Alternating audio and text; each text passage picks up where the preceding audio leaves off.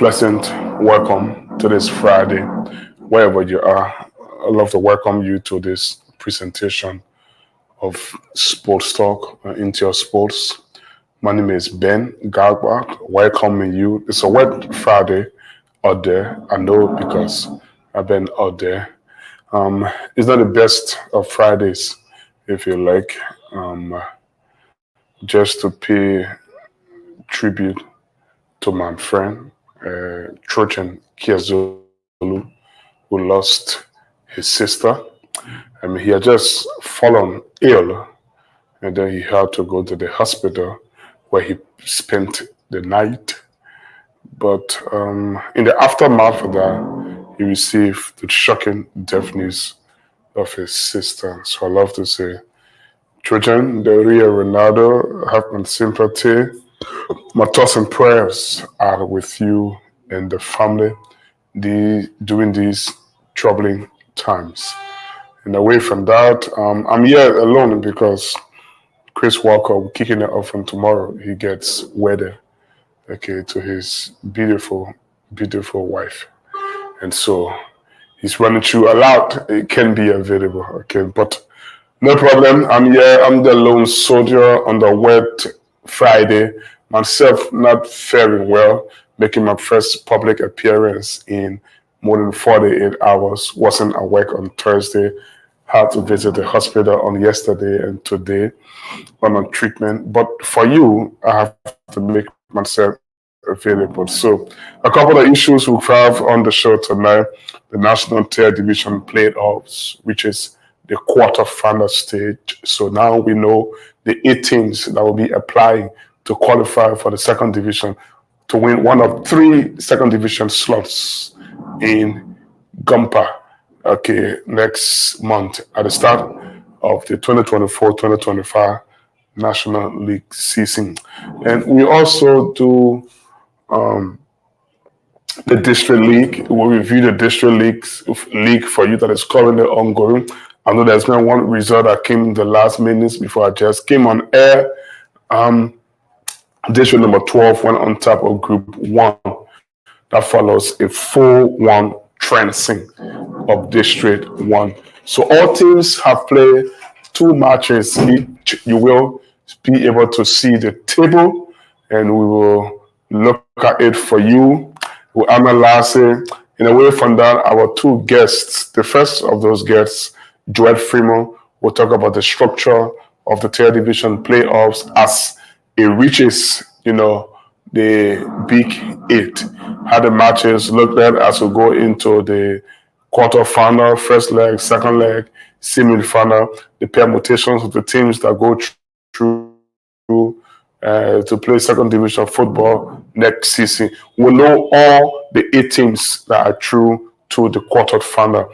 And then we'll also discuss with LFA Youth Coordinator, Wayne Gaga, who's going to talk about the U17 selection ahead of the WAFO competition, which will be held here in Monrovia. So Liberia hosts WAFO U17 competition, and our team also will be appearing in that competition. And we will look at the professional listing of the players that have been selected already, and how training started a couple of days ago. What's the expectation, and how did they draw up that team? Because I know they have a group, a system trying to put into place they call the talent development scheme, which is intended to scout youth players, and put them together, in one pool. And then lastly, we'll also talk FIFA inspection of a couple of facilities in Liberia for the purpose of erecting an artificial turf. So the Willie D. Knuckles sports pitch there in Zubatan was inspected on Wednesday by FIFA turf expert Mr. Eric Harry from the UK. So we will show you a pictorial of that. We'll tell you that inspection was also done at the Alligator Field. The Alligator Field is a field at the United Conference Center in Virginia. So we will bring you a clip from there as well. So my name is Ben. There's going to be an interactive forum. Joel Freeman, competition manager, will come on. Wayne Gaga will also come on, and our regular panelists as well will also be on as we discuss sports on Talk Sports. That's Sports Talk right here on Inter Sports. So we'll take a break. When I come back, we go straight into business.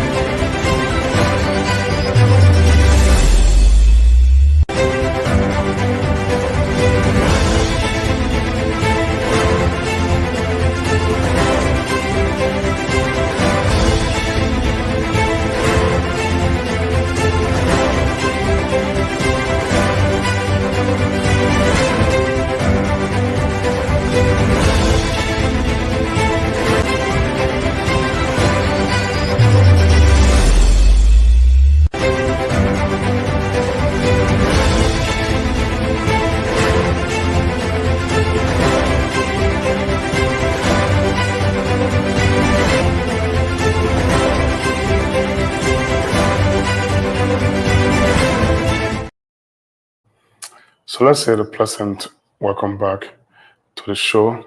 Let's start firstly with developments that just emerged lately this evening in the ongoing district league that is organized right here in Montserrat.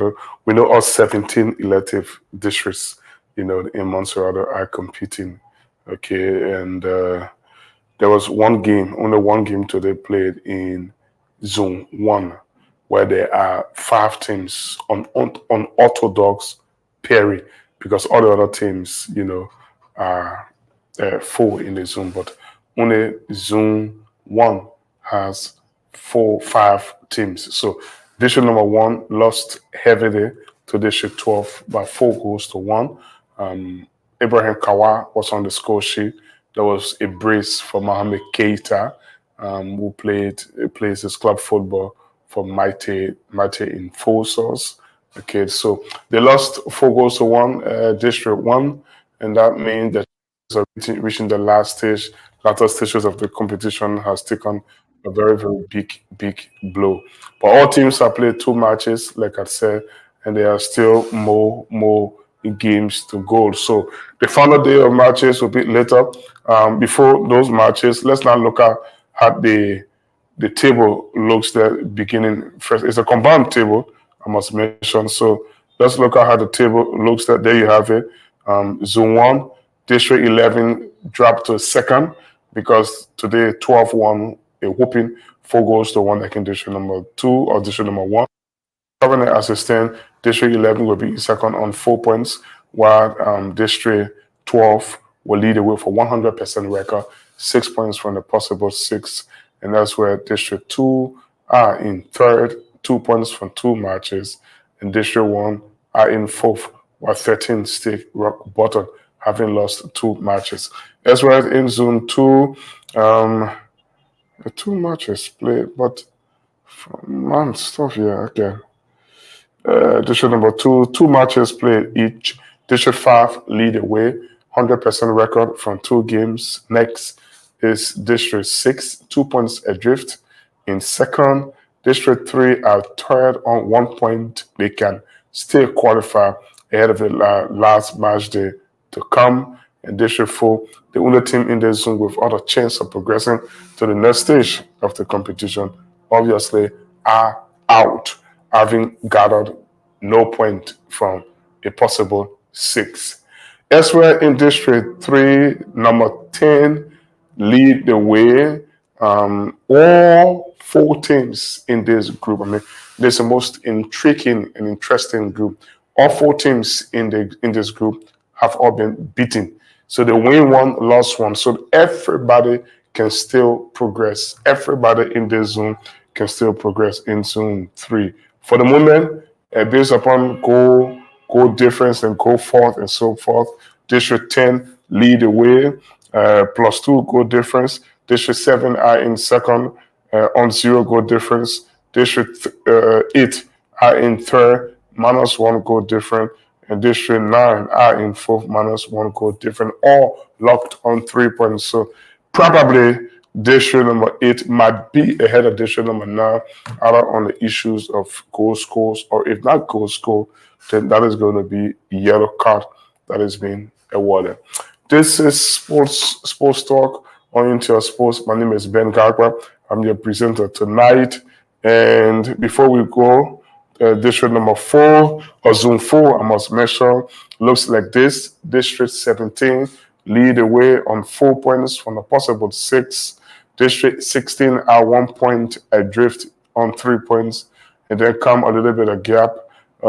District 15 level on 3 points before the gap. District number 14, 1 point from a possible 6, so they drop 5 points, putting them in a difficult position to qualify for the latter stages of the competition. So, having talked about the District League, we know that we've got 2 of our guests that will be coming on, and we're going to talk about the organization of the third division playoff and also the U17 WAFU competition. But let's talk about the playoff, because the most notable names are latter stages of the competition. There are 8 teams that have already booked their place, okay, in the competition. And let's see who those 8 teams are as we speak. There you have it there on your screen. Let's meet the quarterfinalists, okay, of the National Tier Division playoff. Compact FC of Nima County have got 1 representative, is 1 team through. District 17 from Monserrado. There are 1 or 3 Monserrado teams that are in the quarterfinal. Then comes Kusa FC, champions of Bon County. Paris FC, Grand Julia make the cut. Dreams FC, Sino. Downtown FC, who finished second in the third division playoff final in Monserrado. They're also part of the 8 teams. Susa FC, who knocked out champions when turn, will represent Makibi County. And lastly, but not the least, Monserrado last representative, Amaze FC, having dominated their opponent back-to-back in the last stages of the competition. I'm talking about Kemokan FC. They found themselves in the quarterfinal. Amazing. I must mention that they are champions of the Monserrado Sub-Association. So having known the 8 teams, let's look at what the fixture looks like. I'm going to read the fixtures out to you because I don't know whether you have the fixture, but let's look at some of the results, okay?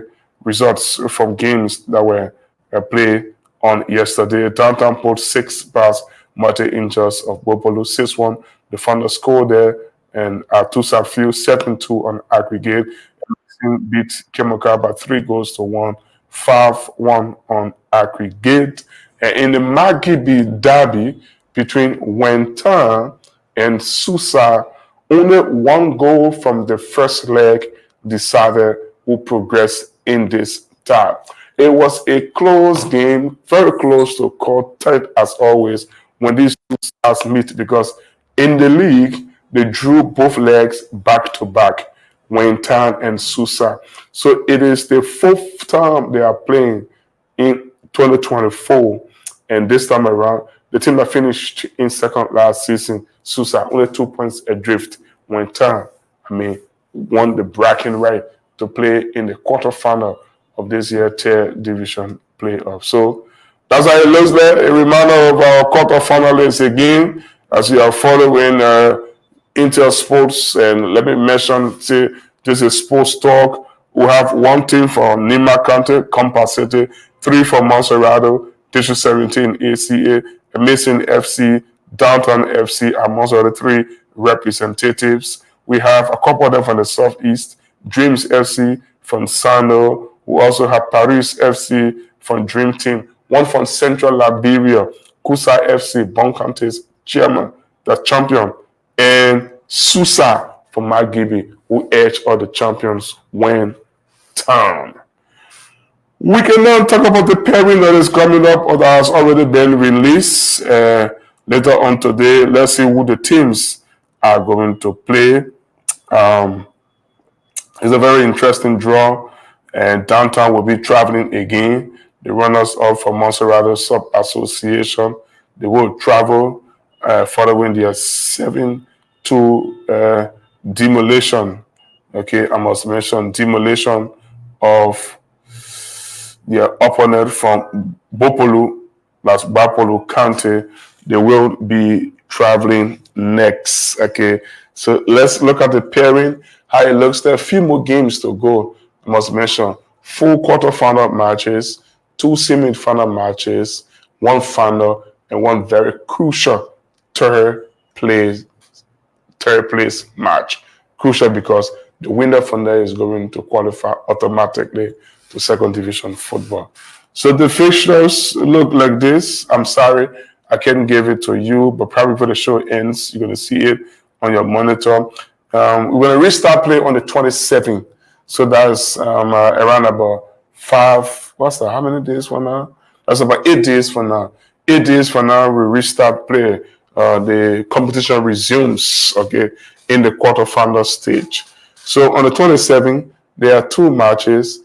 Kusa from Bon County will take on Downtown from Monserrado at the David Kuyon Sports Stadium. Kickoff time is at 4 p.m. Elsewhere, Paris will knock out Takun of Maryland County. Paris from Grand Gide will take on District 17 Academy from Monserrado. The third fixture will be played on the 28th of July.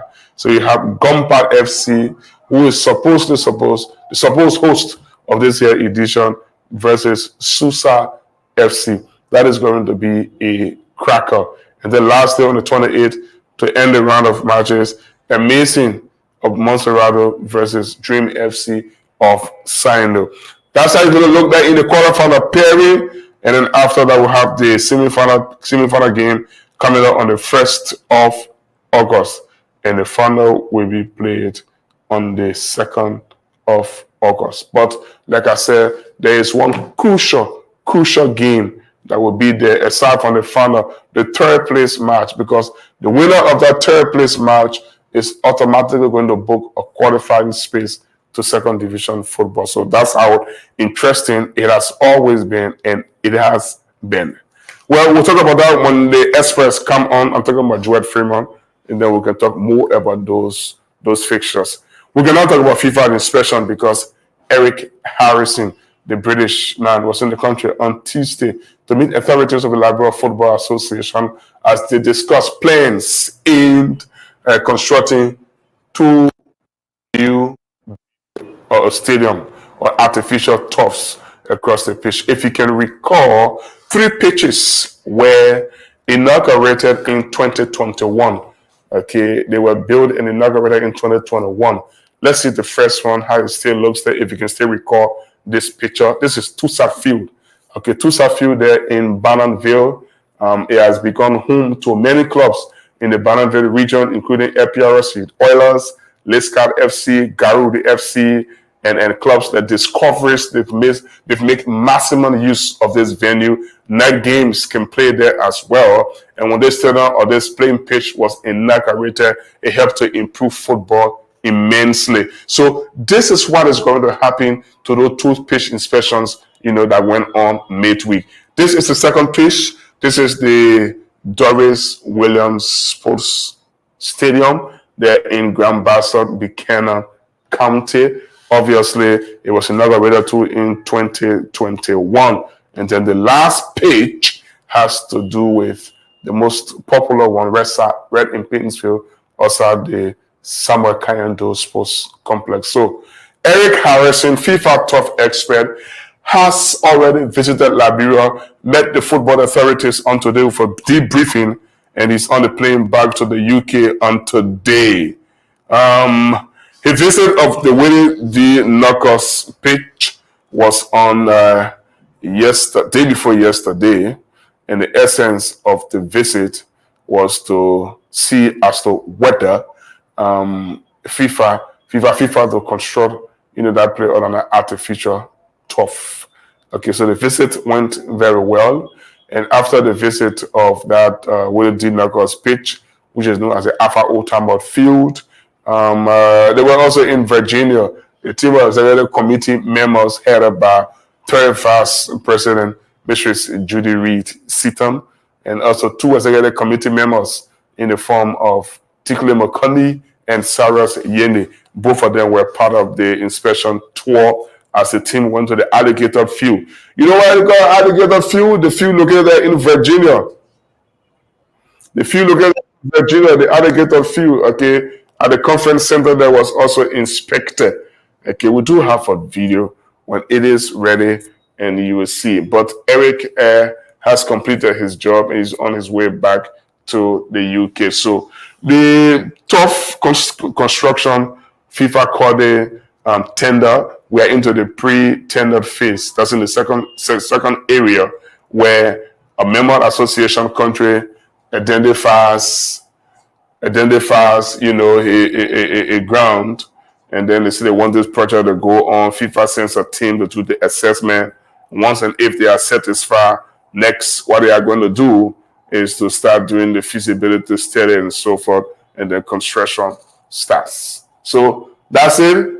Before the turn of the year, you will see those two projects. Don't forget, there's already been one project ongoing in Nima County there in Sani Kode, the floor set Toman pitch. There are plans to construct one in Bon County, David Kuyon pitch as well. So many of the constructions are going on with the purpose of developing football without discrimination. My name is Ben. You're viewing Sports Talk on Intel Sports. We have one of our guests has already come on in the form of Wayne Gaga. Wayne Gaga is no stranger to Intel Sports, but he's now on an Intel Sports engagement right now.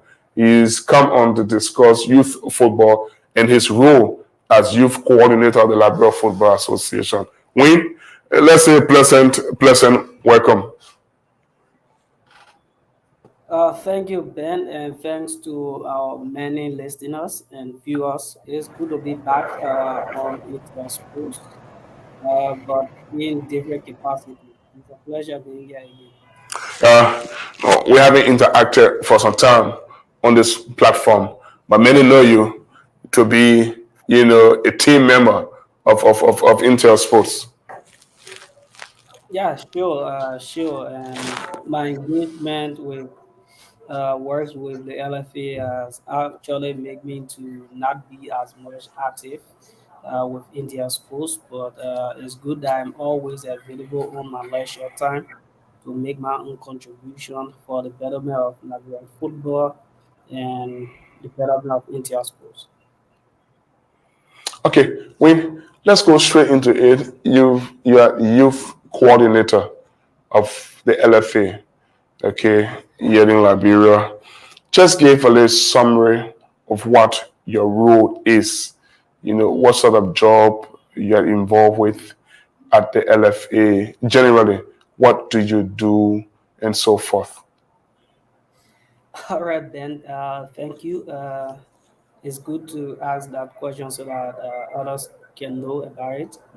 So, when Gaga, I'm the youth coordinator, the LFA,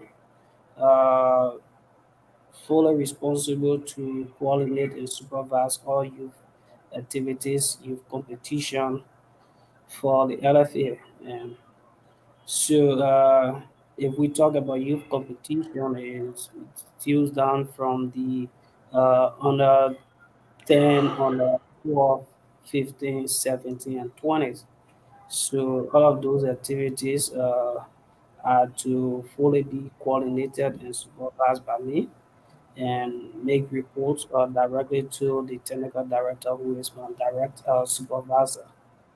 So, it's a task that I'm doing my best to cope with because it comes with a lot of challenges. But with God above and with the support of my colleagues in the technical department and also the LFA at large, we are coping and executing this start to the fullest. Okay, when you have a major task at hand, I know you have had major tasks before and you executed them, the U10 competition, U12, U15, all centered around youth and developing their talents. But there is this acronym, I say TDS, for the benefit of our viewers. What is the TDS? Mhm. When are you there? Are you getting me, Ben? No, I wasn't getting you right Yeah, now. I'm I not said for the able benefit of our to. viewers and those following the show, what is the TDS? Okay, so the TDS is the Talent Development Scheme, a project that Liberia applied for, and blissfully for us, we were accepted by FIFA to have this project implemented in Liberia. We started the pilot project in 2022, around somewhere around December 2022, and we had a successful competition within 8 counties and moved on with the national championship at the George Weah Technical Center. So the full swing of the talent development scheme started in 2023 now with it not being a pilot project wherein we were able to scout players wherein we are working with currently, even though we are at the point where these players going to be moved on to the George Weah Technical Center for the next 2 years, wherein they will live, they will play football, they will be trained, they will be schooled, and every other thing that you may think an academy may have to do. Those players who going to move on to the George Weah Technical Center are going to benefit from that. So FIFA also gave us the opportunity again. We were able to apply for a talent coach, and blissfully again for us, the application was accepted, and we are going to have a talent coach assigned by FIFA to take care and to train all of the players that we have selected for the national academy, and also to train our some of our local coaches who are going to be working along with him at the George Weah Technical Center. So it's a project that will move up to 2026, but basically is has to do with under 15 program. Uh, we're not fortunate to have the girls portion of it, but for the boys, we are on course, wherein we have the players. As those of you who are following our Facebook page, our YouTube channels, we have training section, two training sections for the players who have been selected already for the the TDS. So there where we are, and in time from now, we're going to be Ready moved for to the Joshua Technical Center to continue on the project.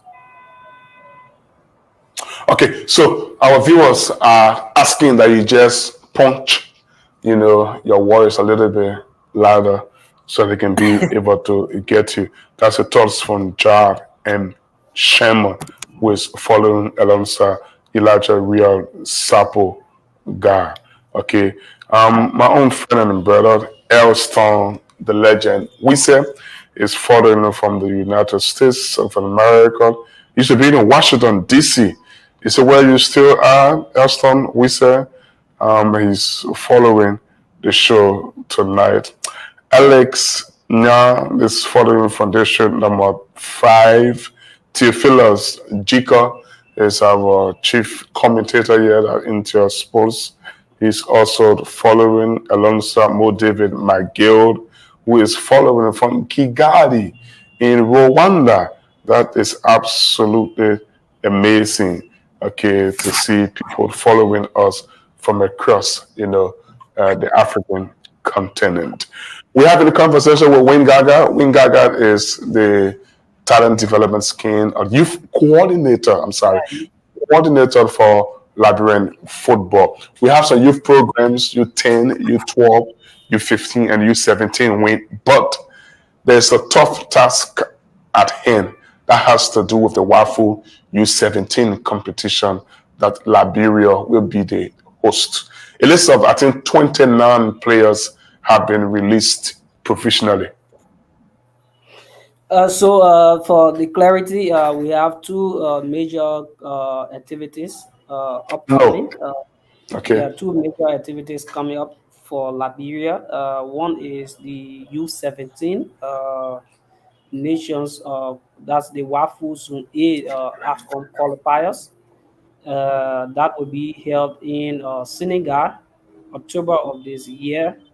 And we also have the U20 WAFU Zone A AFCON qualifiers, which will be held in Liberia here in September of Okay. this year. So those are two major youth competitions pending for Liberia, and we have started the preparation already.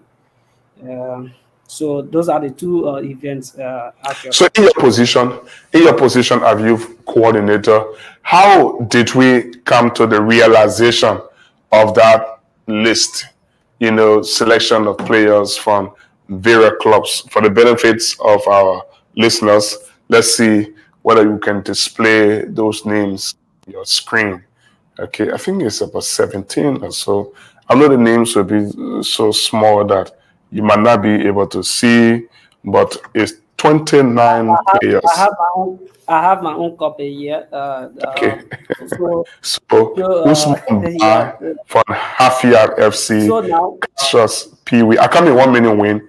Cassius Pee Wee from 11 Stars, Chris Vonle for Young Boys FA, Alex Ansu Wabs from FA, Myers Swain from Calvert United, Edmond Parker from Brevet United, Lester Hill from Tibet Academy.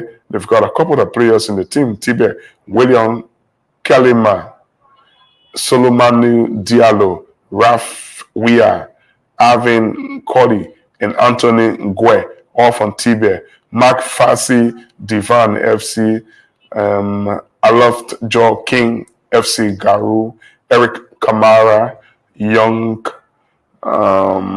Pro, Tido, Bangba Tan, Heren Yonton, Tibet Academy, Omentos D. Kamara, Elves FC, Josh Tucker, Paulina Academy, James Conway, Greeting FC, Cornelius Davis, Young Rollers, Pee Wee Bestman, Nima FC, not the Pee Wee Bestman that used to keep good for Lone Star, Bashir Muadzu, Black Men Warriors, number 24, Ezekiel Vani, FC Garu, a couple of players from Garu in the team, including Emmanuel Johnson as well. And then come a list of lead football, Memorial Football Academy, Mohamed Kwe, Moses Yamfor, Prince To Jr., Orphan Lead, and Abraham Tike. Those are the list of players selected for the U17 competition, which will be played in Senegal. That team already started training, and I know the CAF instructor and a big coach here, like one of the most successful coach, Robert Latte, is in charge. But what I want to know from you, when as a talent youth coordinator, how was that list of 29 compiled? All right, Ben. Thank you. And it's good that our listeners will understand exactly how it came about. But first, let me register that these names that you call are preliminary names. They are preliminary listing, not the final listing for the U17 national team that will travel to Senegal. Let that be known and to our public so that they can know exactly what it is. So now we ran a league, a U15 league, three times now.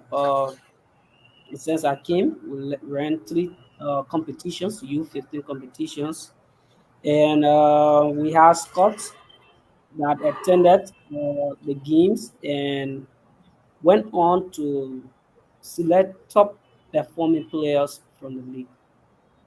So after that, we compiled the names. We review the age category, the age eligibility. We review all of those and came out with 58 players, 58 players from the leagues. It comprised of teams that participated in our leagues, our youth league. So those 58 players um, were called for a tryout that started on the 6th of June this year. So they went on with the tryout for like 2 weeks, and the coaches submitted the names of 34 players, Wow. 34 players that late. So we didn't just stop there. You may be aware that currently we host the U17 Momo Community League. And the Momo Community League is a league being sponsored by Blue Star Cell and implemented by the Labrador Football Association. So again, from the Momo Community League, we have scouts to the various venues that selected top performing players. So they submitted the names of those players as tend to be corrected is around 46, if I'm mistaken, those players. So what we did, the 34 names that they submitted previously from the 58, we added to the 46 names that were submitted from the Momo Community League. We called the players again to another tryout. They went on for 1 week trial, wherein we had a technical staff there headed by Coach Robert Latte. And they went on to submit the names of 32 players. Okay.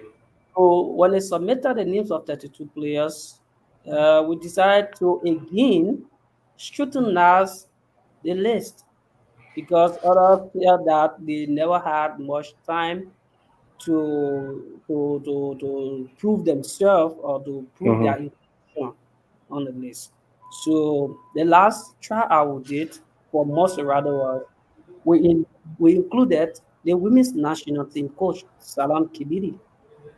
We included our technical consultant Mr. Musa Kamara, uh, technical director Mr. Doko Wise, and we had another 2 days trial wherein everyone that was included or involved came out and submitted the names of 34 players. Now, when they submitted the names of the 34 players, we tried to do our work too because this is about age. Everyone in Liberia knows exactly what happened to Liberia in the past. So Hmm. what we on firstly was to verify the ages of these players that were submitted.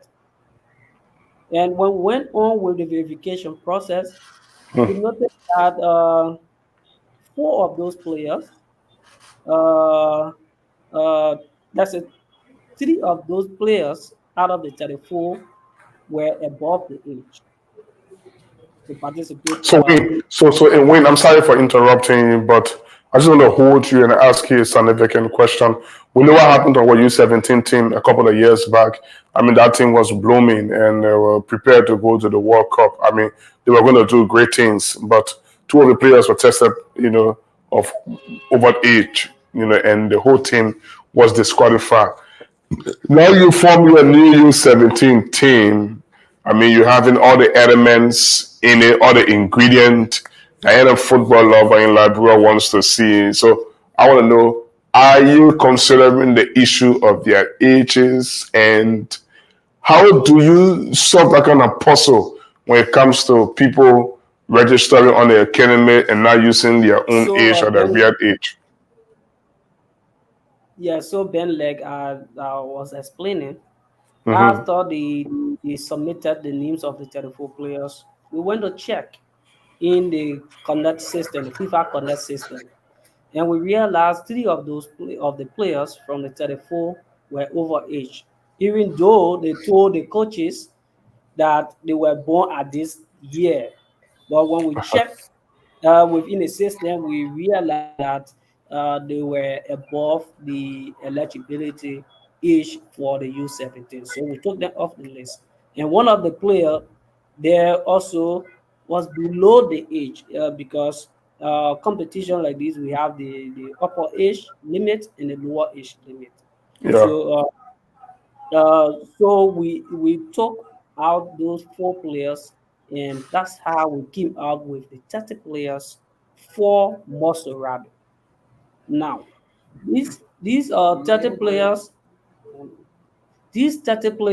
started training, and we also have a plan in place to not only sit in Monserrado, but also to have a tour in the nearby counties wherein we have our leagues running, like Mike Gibby, Grand Bassa, Bon County, and Nima County, because they are closer Yeah. and we are able to move there in the easiest possible way. So we Okay. have that plan into place. But now we have started working with these players. We try our best to follow all of these trends for us to not come back to what happened to us in the past. We have given them our form, our interview form, wherein they have carried to their parents or their guardians to sign it and make sure that they have all of the necessary information on So it. even with that, Wayne, are you sure those ages that are registered in the Connect system are the real ages of those kids? Ben, is it's difficult to say yes and difficult to say no Okay. because the person can come out and say, provide the national document or the legal documents.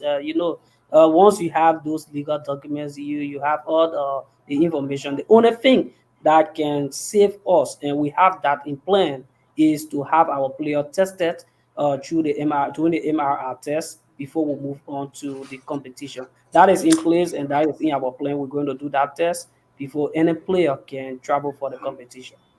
Okay. Recruitment, like you said, was in Montserrado. I saw those clubs, Garu FC, Tibe, get a couple of the players, Black Men Warriors and so forth, Ansu Football Yeah. Academy. But for the larger I didn't hear about those sort of programs being held in other counties, where Scots will also go and select player from there. For the moment, is it a Monserrato stuff? So, like I said, Ben, probably you didn't get me at that point. So, like I said, this this preliminary list is Monserrado list. Yeah, you Now, say it's we have Monserrato list. So you're going to have all the other 14 or 15 counties? No, no. Like I Okay, said, we're going to move on to the nearby counties where we have our okay, leagues running. okay. So, So I like didn't for get you. example, yeah, Okay, for example, we had a youth league in Maghidi County. We have started working with the chairperson already, and we're going to make a trip there to see whether one or two players can be selected from Maghidi County. After okay. Maghidi, we're going to make a trip to Grand Bassa County, where we had our league. After Bassa, we're going to make a trip to Bon County. From Bon County, we'll move on to Nima. Looking at the rainy season now, those are the counties that we are able to reach out of Accessible. quickly. Yeah, they are accessible. So we have those plans in place. We'll finish with all of the tour. Then we're going to come up with another list that we're going to move on to camp. Okay, so it means that at least for the most part, you've got about four counties included: Magibi, Bassa, Nima, and Bong, plus Montserrat. So five counties included in this U17 team. Thank you so much for that insight. But let's go forward. You talk about another competition coming up with the U20, which will be hosted here. I know U17 is different from the U20, but most of us are aware that U20 is like the players have gone into competition mode because they've passed 18 already. For the benefits of those watching, can you explain to us what is the U17? You know, the difference between the U17 structure and the U20 structure. All right. So all competitions or all youth competition have age bound. So if I say age bound, it means there are limitations in participation or eligibility. So, for example, the honor 15, Mm,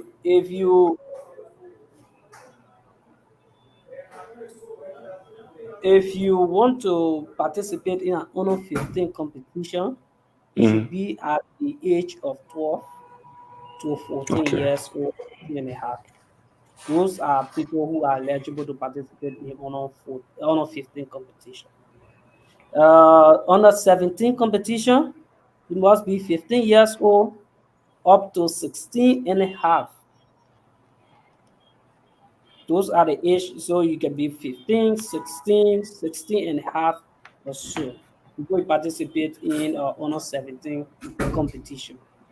Also, honor 20, from 17 years old, 18 years old, 19 years old, 19 and a half can participate in honor 20 competition. So now no one can be 15 years old and play in an honor 20 competition. Okay. No one can be 11 years old and play in honor Honor 15. 15. No one can be 14 years old and play in an honor 17 competition. So those are the various age limits, say upper age limits and the lower age limits for this competition. So for the honor 17, we have it at that. Even though sometimes the rules give you the chance that when you are 17 years old in the year of the competition, you are eligible. But at times, it's not like that. The rule sometimes changes, and Yeah. sometimes only 16, 16 and a half can participate. Once you hit Mm. 17, you cannot participate. But in some cases, when you are 17 in the competition year, you can You can participate. participate. So that's how it looks like. So we have those two categories getting prepared to participate in uh, these competitions. What should be our expectation for that U17? I mean, history has shown that we have one of the best U17 teams on the African continent before it was dissolved. Will we be able to get those same ingredients again to get those sort of fits, cut in the team that will make us proud again?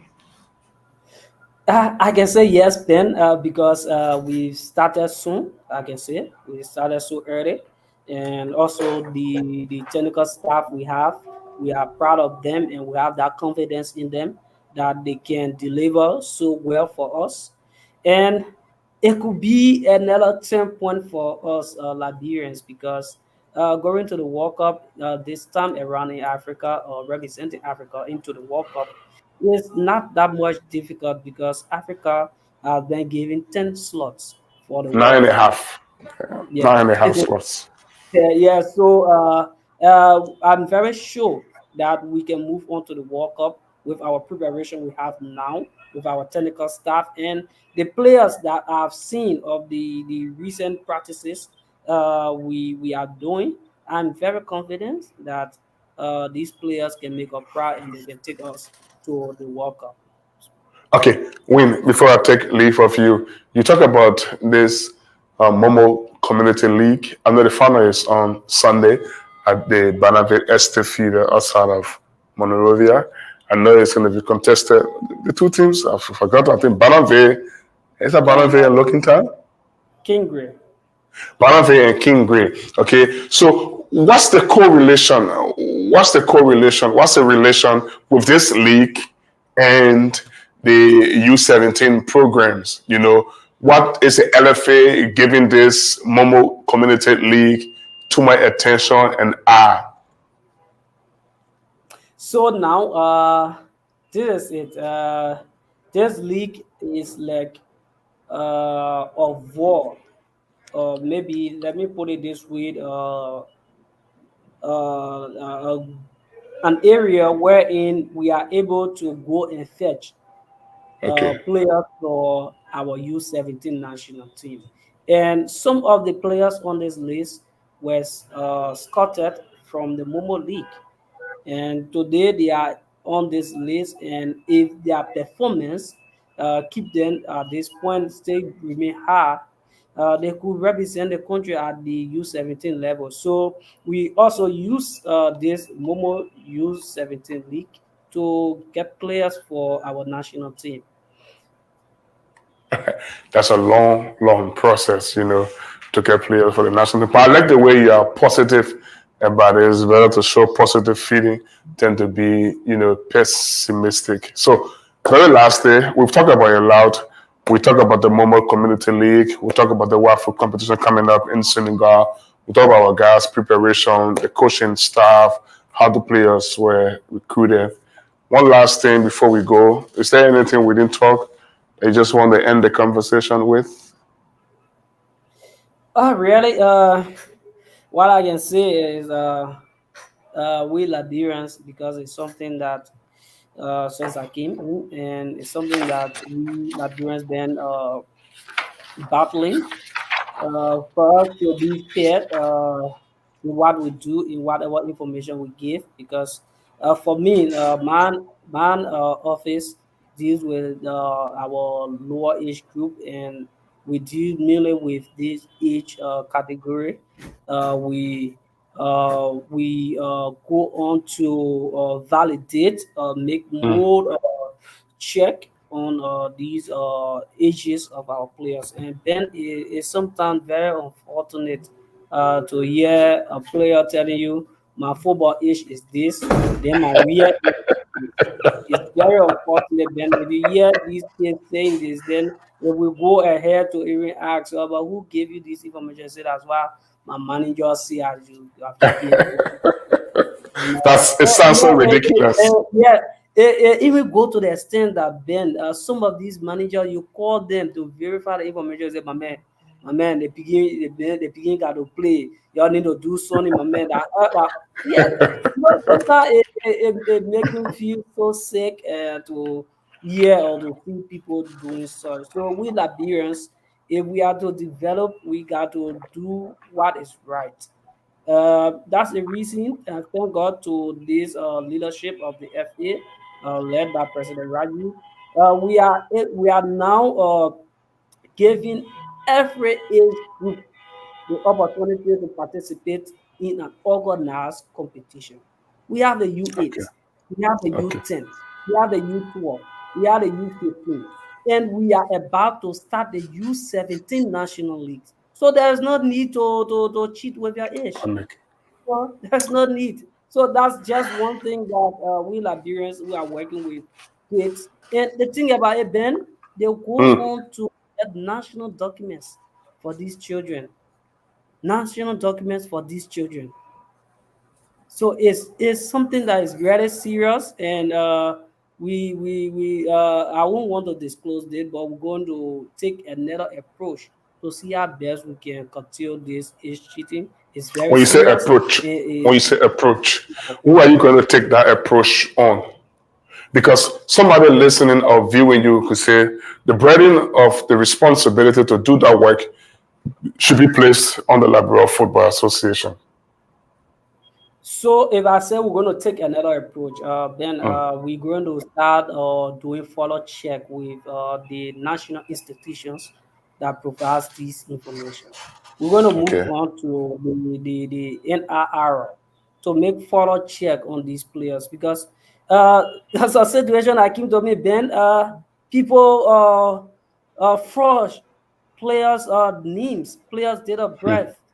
mm. I check it up and I realize it. But so we're gonna make our own check now at the NRR to know as to whether these national ID cards given are the real information, whether they came directly from them, and if we are going to even move on to even educate them to see our best to help every one of us Liberians because it's really affecting our football. Because you can see a kid that looks very young, but you see the man carry age all the way up. You see the man very old, the man bring your age all the way down. So it's just that type of way. But we're going to do our best to see how best we can try to fight it. And definitely, with God on our side, we know that we're going to yield a fruitful result on this. But it's something that every one of us need to do our best. We need to play fair. Football is a fair game. We need to do the right thing.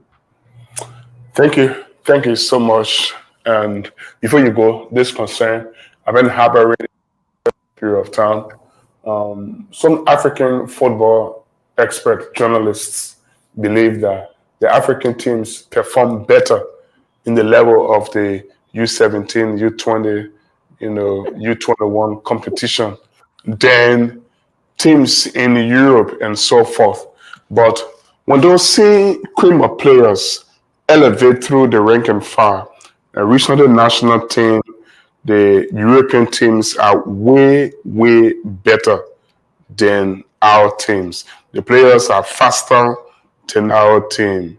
Do you think, I mean, I'm asking for your honest opinion, do you think this could be the issue of age cheating? Ben, when you It's serious, started eh? to when you started to call the question, I started to laugh. You put it right. We dominate at the youth competition, bro. Yeah. But Yeah. you don't And to dominate tell the the senior truth, competition because it's the same cream in of players Africa, going along. yeah, in Africa, we do what we can do to go out to win youth competition, but we are not able to maintain those same caliber of players to win the top level in competition. Because It's for just me, I it's just just feel simple. like, the players, they grow over age at that time. Take, for example, when they all should be around 27, 28. Maybe our players from Africa somehow 34, 33. And it's difficult So to then, compete with an older age. so then, I know you can remember the Honor The 20 Mark Vivian World Foy Cup. story? The Honor 20 World Cup, if I'm mistaken, Nigeria won against Argentina. Was it Argentina in the Yeah, Olympics? yeah. They How won many of those the players? How 96 many of those Olympics. players? Yeah. How many of those players still playing football? Some of them started playing football 5 years ago, but you Yeah, still see members of the Argentinian team yeah. still playing football. All I because agree with you. you see people in Africa, we take somebody who already 23 years old carrying the honor 17 competition. It's all about age cheating. Age So cheating. It's too much in Africa. So that's why, and I don't know. We gotta fight it. If we can fight it together as a country, we can fight it together as a continent, bro. We will continue to just go into youth competition and win youth competition, but we'll not win World Cup because the guys agree you come and beat them. For them at the youth level, that's why I can tell the teams around youth competition. We don't focus on you winning. No, we focus on development. So when these people are going on to honor 15 competition, honor 17 competition, yes, I agree. Every competition you won't win, but it's not their prime objective. One is they want to expose their players so that top clubs can see them, sign them, and they can be able to develop more. That's the key thing. And also, once the players are developing, they come back to their national team and they are able to produce best talents, the best caliber of players to represent our national team. But in Africa, brother, is the difference. Check the record. All the 117 World Cup Nigeria, Ghana won. Those players that won it, where did they go?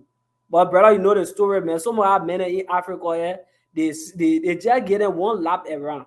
That's why when people go to Europe now, the Europeans already understanding what we are doing. They already say, we cheat with age, we cheat with age. Say, you how many years? Can say, how when I win Gaga? Look at you, Benzi Ben. I mean, at 16 years old. Can you imagine that? At 16 years, mama, the children can be very brave telling you here, all because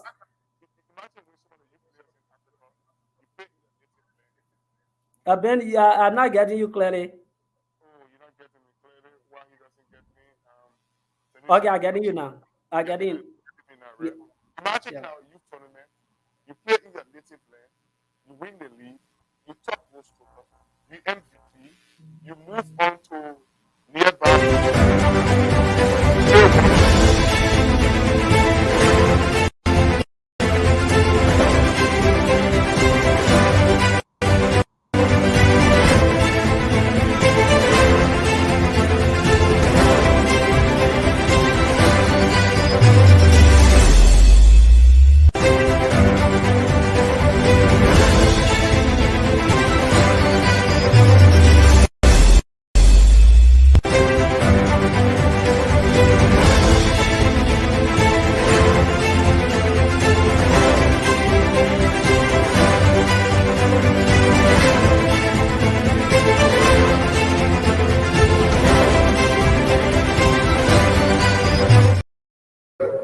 Also, when let me say thank you.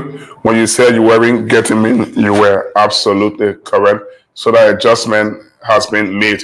But the point I was making here is that you play in Liberia, for example, you want top goal scorer, you want MVP, you won the league, you play the 3-4 season in Liberia. You go, you play 1-2 season outside of Liberia. Then you surface in Europe, and then you reach 18 years old. Yeah. How possible? How possible? How possible? And we had a situation like that. I don't want to call the player name, but Of course, I Ben, mean, there are it's not impossible. lot of situations, lot of instances, lot of records. You So know, why are we afraid to play with our own age? Is it that when the kids don't use their own age or we don't play with our own age, we are going to miss out on some programs like the U10, the U15, the U12, U17? Because I want to play U17 and I'm 23 years old. And so I bring my age down to 16. Is that a reason why? uh, I don't want to say yes to it, but um, that could be one of the reasons why we see a lot of people cheating with their ages. But here's it, Ben. If you are 16 years old and there is no U17 competition for you to participate, and you are a very good player, you should be playing for a third division team or a second division team. When you are very good Good and player. talented player, you should be playing for or playing in one of those categories. But those cases are rare. Those cases are rare when. Very rare, very rare, very rare. But thank God, like I said, to the administration of the FA, we have all of those things put in place. Today, we have our kids at the lowest age playing, coming to organize competition. They enjoy themselves. Then try to make your way on any of the venues on tomorrow. Go at the blue field and see these kids playing. We have those competitions in place. Under 10, under 12, under 15, under 17. So now, what happening? Why giving you a tough time now, Ben? Mm. Already, some guys have cheated with their ages. They have reduced their ages. Or Mhm. if you see a man, you know exactly a man, he doesn't even need to be part of it. So what you do? What you Yeah. do? I know some of them don't like me at all when I'm doing that. I'm trying to do my work so that Liberia cannot suffer in front. If I see you, I say, brother, you are very good. You can play well. I agree to all your document you brought. You own a 15 player, but you know why? You are not playing this competition. You go play in the under 17 competition, or you go play for third division or fourth division. Why But will you see men like Ben Gagba coming before you and tell you say 15 years old? no, but when having agreed to all the documents submitted, and then you say the men should not play. I mean, it's a form of discrimination, No which for Ben. When you feel please, listen, when you feel please, your actual 14 years old son, going against let's you say know, youth adult youth adult in a competition wherein two of them on the paper they are 14 years old. When your son receive the ball, you know that 14 years old.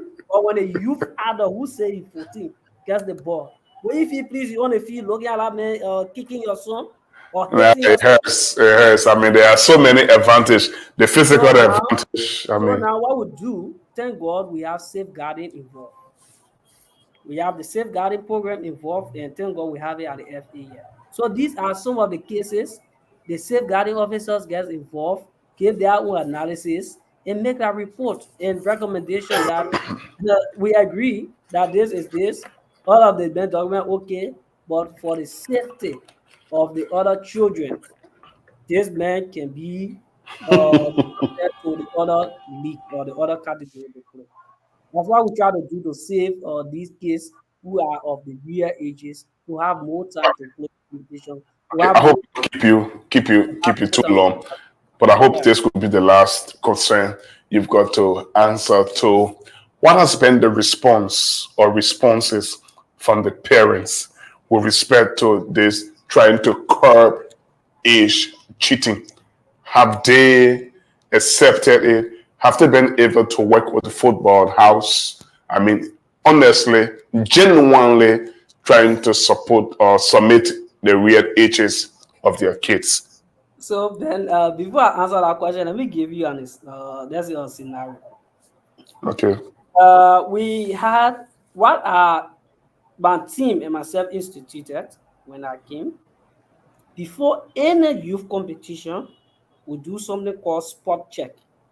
Hmm. After collecting all of the documents from the teams, then we schedule time to visit them to do spot check. Then we went to a team, I won't call the name. We Hmm. went to a team practice ground to do the spot check. We get all of their documents. This kid, this young adult, Hmm. not a man, my colleague and myself, Nathaniel Sherman. We called the Hmm. man, we interviewed, asked a few questions on the form that was presented by his team for him. The man answered. But we're not satisfied with all of the information he gave. So what we did, we asked for his mother number, a mom, and he Hmm. called mom number. We phoned the mother, brother. We asked the lady, "Do you know this child?" Yes, but you know that he played football. Oh yes, every afternoon he come, his friends, everybody they can go to play football. So I said, Mom, your son is here telling us that uh he's 15 years. That's say he's 14 years old because you are on 15 competition. That he's 14 Mm, years old, and we thought to ask you because we want to enroll him into our program. Then mm. that lady started to blast. Why would the boy come out to disgrace that family? Why? They don't laugh. Brother, they literally blasted. So we said, man, I said, man, I beg you. I wouldn't want to know this child actually. He said, Where am no, I 14? no, why will he lie? The man is 16 years old. The man was born this time, this year. Can you imagine that the lady was really furious with the fake information given? You see that? So what we can normally do with our parents, we make follow check with them. We ask them few questions about their children. And this time around, we also encourage the team to have something called parental consent, Okay. and the parental consent should be signed by the team owner or the whoever coach or who and the parent. You should sign it. Everybody put their telephone number because we do follow check. And it's working for us. But actually, the spot check we can do before going to the competition actually taking up a lot of things. Just a sad story. I don't know whether you hear the story. Just Now, imagine we brought a team. They ever spent almost 5 to 6 thousand on a team doing the national championship for Maryland County. That team came, brother, brought their phone, the medical document they brought, that one person signed all the document. Then, then the reference. How will you come and tell us? We're asking the child now, oh, who is this on the paper? Oh, this is my sister. She's my younger sister. She 17 years old. Say, hmm? you come to play on 15, then your younger sister is 17 years old. 17. And then as Nathaniel, almost everybody on that team gave that same Was just information, like that. just like that. You see? So that's how it look like, and we going to do our best. We continue to fight, but like I said, we Liberians, we need to come together and fix it.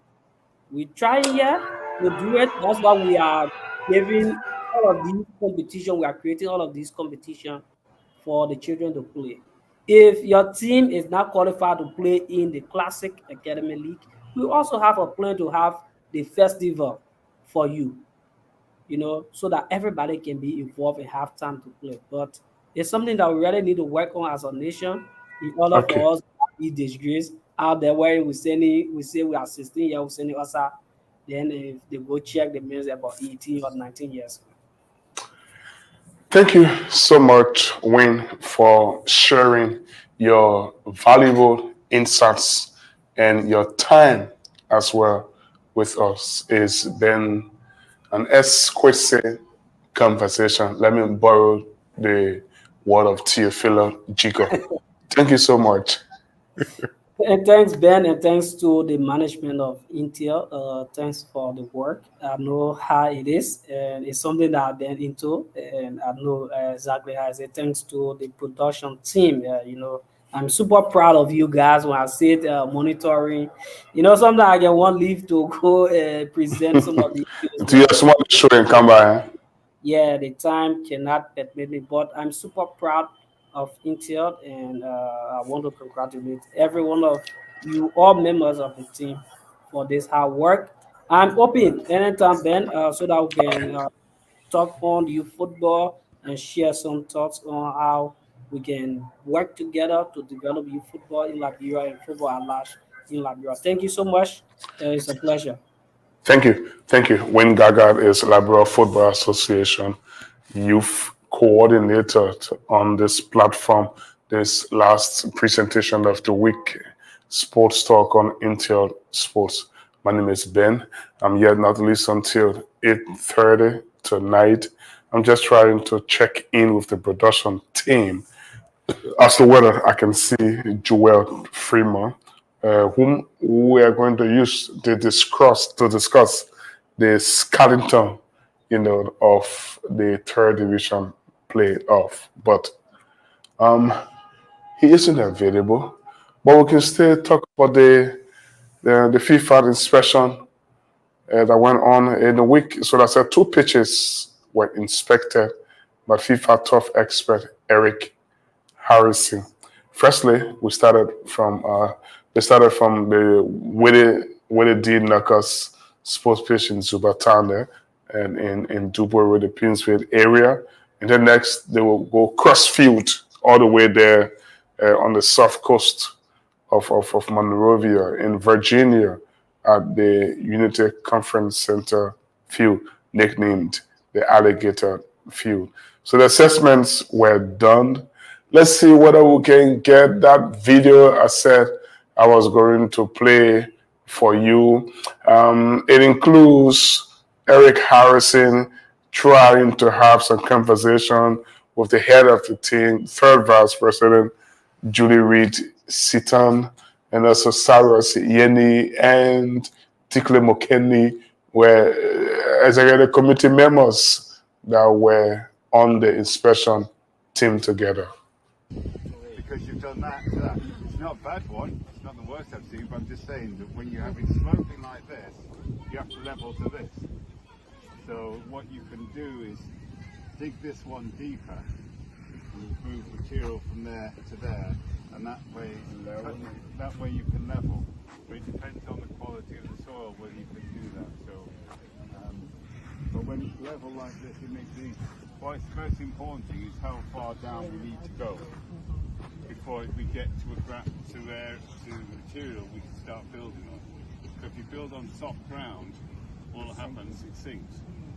And if you start sinking differently in different places, then we have a problem. And those trees, I'm not sure. And I don't know whether those tree roots go down or they go out. And if they go out and come underneath the field, then they start making it uneven down there. So it may be that we have to take those trees out to stop that, because these roots to me look as if they're lateral roots, which means they're looking to grow out this way.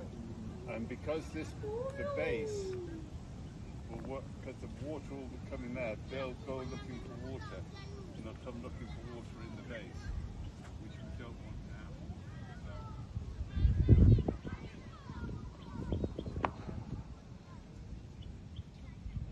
You as the administrators, how do you control people coming on site? You will have somebody locally who opens up the gates to say yes when the leagues are being organised. You can control access. See, our biggest problem is not the people who should be here, it's the people who shouldn't be here. If you're saying 10 hours per day, and the local people say, well, I'll jump over the fence and come and play on it whenever I want, or I'll cut a hole in the fence and come in. So, but you can get that kind of control to stop that from happening. Yes, we have outside control. Yeah. This is why we have the security there 24 hours. Beside the security, we have employees. And the LFA, stadium manager, who take care of the stadium maintenance and stuff. Yes. And you must have approval from the LFA before you play. Okay. You don't just come and say, I want to play. Yes, absolutely, because that's what, But the child needs to be protected. because we're going to have a really nice field here, so people are going to want to play, and some of those people aren't official people, so you don't want those people to try and come and play on the field.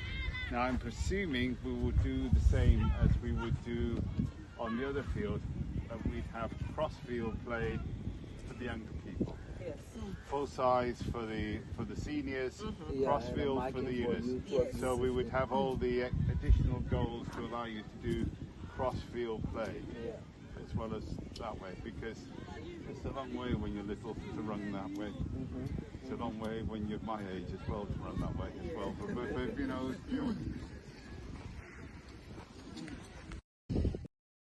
Okay, well, Eric Harrison, they're briefing the team members from the Liberia Football Association on Wednesday as they took a tour of those facilities. The facility you will see in the background was the alligator field. Their plans were underway to put artificial turf on that pitch there in Virginia. And well, that's going to be super, super nice. It's going to help to improve and develop football in that part of the county.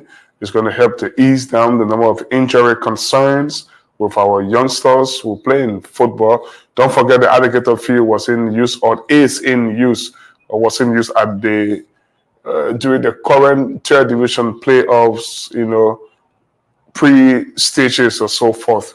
And so it means there is a significant part, because I think that where Kemokad FC, you know, play from. Okay, I think they lost the game with Amazing there, but 2 goals to 0. So it's very, very important that we can get that fixed. So the team headed by Eric Harrison was spot on.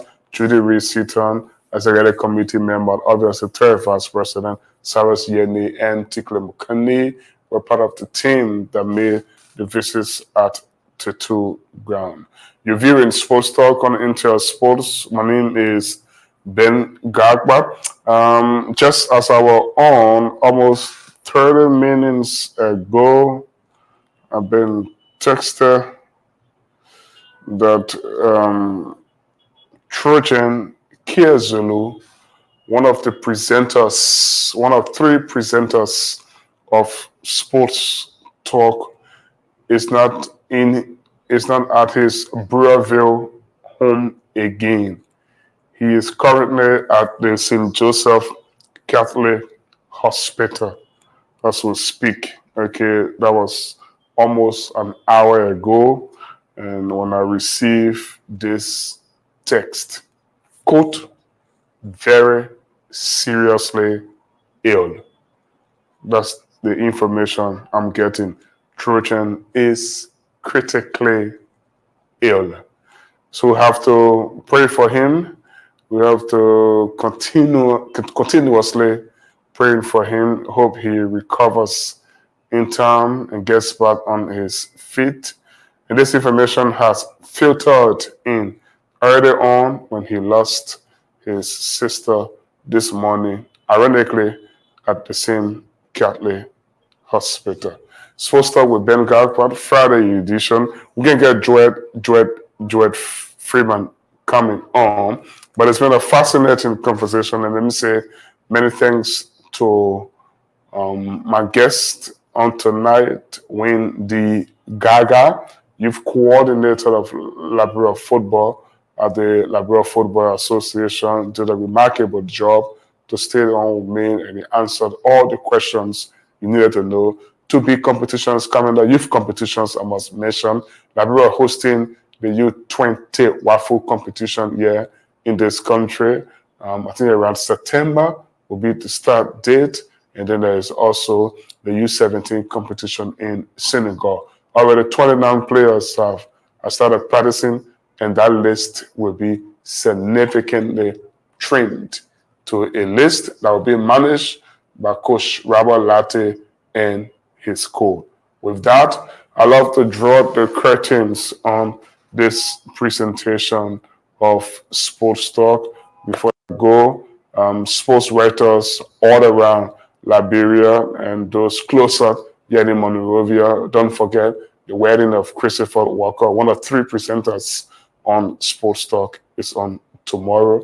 You have to be in attendance, and let's continue to pray for our brother Trojan the Rear Renado KZulu. My name is Ben Gagba. Many thanks to the production team headed by Rufus and on camera Theo, who sat in for today's presentation. I'm Ben, bidding you goodbye.